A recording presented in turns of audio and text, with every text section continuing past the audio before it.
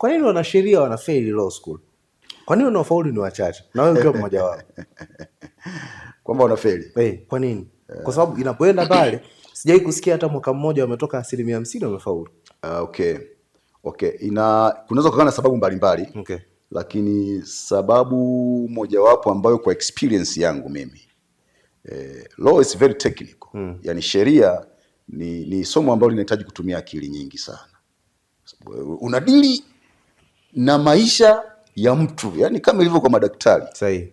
Kama ilivyo kwa mainjinia. Ukikosa tu mtu ameenda kufunga maisha. Kama ilivyo kwa daktari, kama ilivyo kwa injinia, ndivyo ilivyo hata kwa wanasheria. Ni kozi moja ambayo ni very sensitive.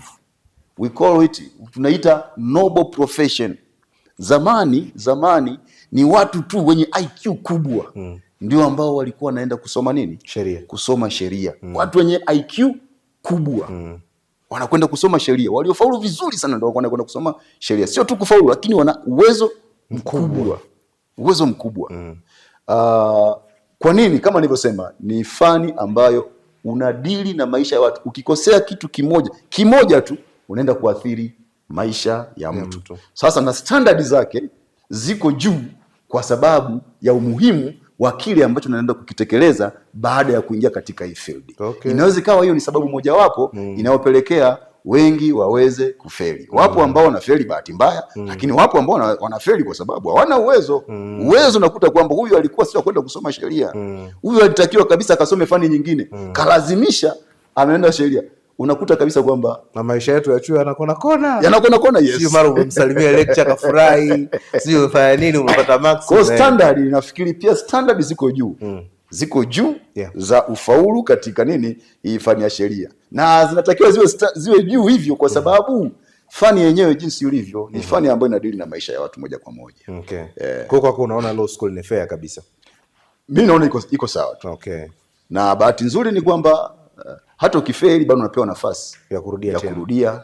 Hawa watu wana mwisho wa siku wanafaulu. Okay. Sasa kama wewe unafeli tu basi tambua kabisa kwamba haikuwa ulienda sehemu ambayo sio. Na bahati nzuri ni kwamba hata kama ukupita law school bado unaweza kufanya kazi za kisheria. Au ukawa ndo wale wanakuaga mawakili lakini sio wa kujitegemea, wanakuwa chini ya wakili mwingine. Yani ni mwanasheria tu ambaye anafanya kazi vizuri. Okay. Isipokuwa tu labda hana hiyo certificate ya kupractice sheria. Unadhani kama taifa tunaelekea pabaya kuwa na wanafunzi 800 700 karibia katika vyuo zaidi ya 20-25 nchi nzima vinavyozalisha watu wa sheria? Hatuelekei pabaya. Swala la msingi tu ni kwamba tuendelee ku maintain standards. Okay. Yani standards ambazo zimewekwa katika fani ya sheria zinatakiwa zisimamiwe. Ambacho nazidi kusisitiza, sio kila mtu anaweza akafanya sheria, fani ya sheria. Okay. Na ndio maana ukuta kwamba kuna wengine wanakuwa babaishaji. Ilikuwa sio fani yao huyu. Hii ni fani ya watu ambao kwanza natakiwa wawe na utulivu mwingi kwa sababu wanadili na haki za watu. Okay. Wanadili na haki za watu. Okay. Ili litakuwa swali langu la mwisho kwa siku ya leo. By the way, nimekuwa na time nzuri sana ya kuzungumza na wewe. Yes. Kuna kitu kinaitwa connection. Kuwa na mtu anayekushika mkono uvuke hatua moja kwenda hatua nyingine. Moses Ambindwile ni wakili mkubwa sana. Siku moja nilikuwa nazungumza na binti mmoja anasoma chuo cha hapa jirani, anasoma sheria. Sasa mimi bana, ndoto yangu siku moja nikimaliza tu wanipe tu kazi, hata secretary pale nitakuwa. Hamna shida, nitakuwa naandaa tu documents. Unaamini nini kwenye kushikwa mkono kwenye taifa la sasa, hasa katika fani tofauti ikiwemo hii ya sheria? Lakini pia nafasi uliopo, unafikiri una nafasi gani ya kuwashika mkono vijana ambao wako vioni wanasoma sheria, kuwasogeza kwenye hatua ambayo angalau wewe umefika, au pengine hatua ndogo kidogo ambayo itakuwa inawasaidia kumudu maisha yao? Sasa hivi tuna kundi kubwa sana la vijana ambao hawana kazi na wamesoma sheria. Mimi najivunia sana kuwa mentor watu. Okay. Yani kuwa mentor, kumenta mtu, kumwandaa mtu awe kama mimi au anizidi hata mimi. Na ndio maana hata hapa ofisini kwetu tuna hiyo program ya kuwafanyia mentoring wanafunzi wa sheria. Wapo ambao wamemaliza law school, wapo wengine wameshamaliza undergraduate. Tunakuwa na nafasi ya kuwapatia kazi hapa. Wanafanya kazi hapa field, lakini tunafanya hivyo kwa ajili ya kumenta, kumjenga. Kwa mimi ni muumini wa kuwashika watu mkono. Okay. Ili mtu aweze kufika sehemu fulani, mshike mkono. Muongoze njia. Kuna kushika mkono kwa namna mbili. Watu wengine wanafikiri kumshika mtu mkono ni kumpatia pesa tu. Hicho ni kitu ambacho hakimjengi. Mshike mtu mkono kwa kumuonyesha njia, pitaje. Mshike mtu mkono kwa kumexpose. Kama ni kazi yetu hii ya sheria, muexpose zile sehemu ambazo ni nyeti, ambazo hata yeye kesho na kesho kutwa anaweza kasimama yeye mwenyewe pasi, hata kama mimi sipo. Msaidie. Anapokuja mwanafunzi wa field katika ofisi yako, mpatie zile kazi ambazo zitamjengea uwezo. Sio ndio unaishia pale unamtuma kanunulie magazeti. Si unamtuma kafanya nini? Unakuta kwamba unampatia kazi ambazo purely sio za kumjenga. Okay. Sasa huko sio kumshika mtu mkono. Sahihi. Kwa hiyo cha msingi anayeshikwa mkono, focus yake kubwa. Na hii ndio policy ambayo tuko nayo sisi katika ofisi yetu. Asifocus sana kwenye pesa. Kwamba nitakapokwenda law school, nitakapokwenda Icon Law Corporate, na mimi tayari mimi naenda kufanya nini? Kutajirika. Na ndio maana hata mtu anapokuja hapo, watu tunamfanyia interview anayeomba kufanya volunteer, kwamba hitaji lako kubwa hasa wewe ni nini? Ni pesa au ni experience na exposure? Experience and exposure. Anasema bwana, mimi bwana naona maisha ni magumu sana, mimi hitaji langu kubwa ni pesa. Nasema kabisa huyu hatuwezi kummentor huyu. Okay. Ili uweze kupata pesa, kwanza tukujengee kauwezo fulani. Unakuta kale kauwezo ambako tunakupatia, kale katamsaidia mwanafunzi huyo wa sheria au huyo mwanasheria ambaye ameshamaliza degree yake ya sheria. Kwa uzoefu ule ambao tunampatia, kazi ambazo tunampatia, yeye mwenyewe anakuwa na uwezo wa kugenerate nini? Income yake. Okay. Ndicho ambacho mimi binafsi nakifanya na napenda kama wanasheria tuweze kukifanya. Okay. Kwa naaregi sana na mtu ambaye anasema mimi nimekuja nataka nini? Pesa. Nataka hela. Yaani mara nyingi simpatii. Vijana wanasema kama imeki hela basi it makes sense. Wana lugha yao. Utafanyaje fili bila hela? No. Kadri anavyokuwa ameingia hapa, kadri anafanya kazi kwa kujituma. Ndipo naona kabisa kwamba kama ofisi sasa nasema huyu dogo yuko vizuri. Okay. Anashangaa anaanza kupewa allowance. Okay. Anaanza kupewa allowance. Okay. Mwisho wa siku tunamuka katika timu yetu. Okay. Leo wakati huu tunapomaliza, naomba nisaidie kitu kimoja kati ya hivi vitu viwili. Moja, unisimulie kesi ambayo unaikumbuka ilikufanya uwe Moses Ambindwile.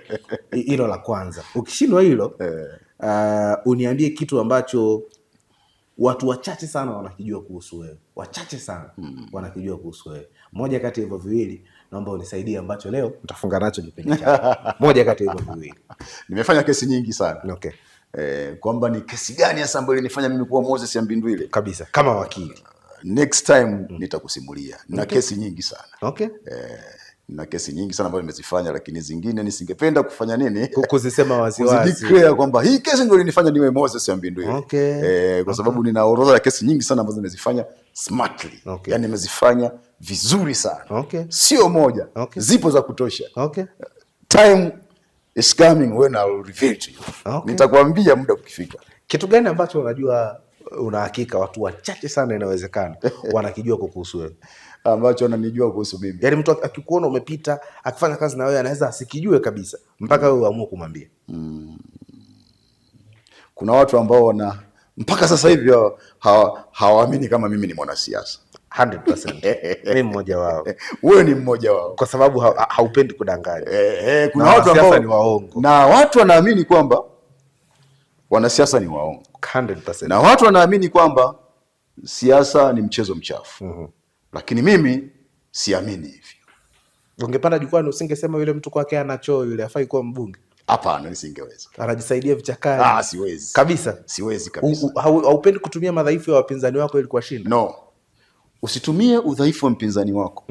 Ila jenga hoja ambazo zitawafanya wengine waame kutoka kwa mpinzani wako. Jenga hoja ambazo zinakwenda kuonyesha namna gani utakapokuwa kiongozi wao hawa watu tunufaika na wewe. Okay. Kumshambulia mwingine mimi sioni kama hizo ni siasa. Okay. Na siasa haielekezi hivyo. Binafsi ninaamini kwamba mifumo ya dunia